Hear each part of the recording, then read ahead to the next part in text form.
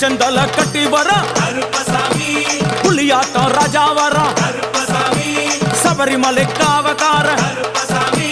அங்காரமாய் ஓடி வர தமிழ்நாட்டு எல்லையிலே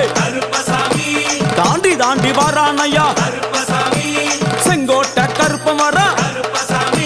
தெங்காசி சுடல வர ஆம்பூர் சுடல வர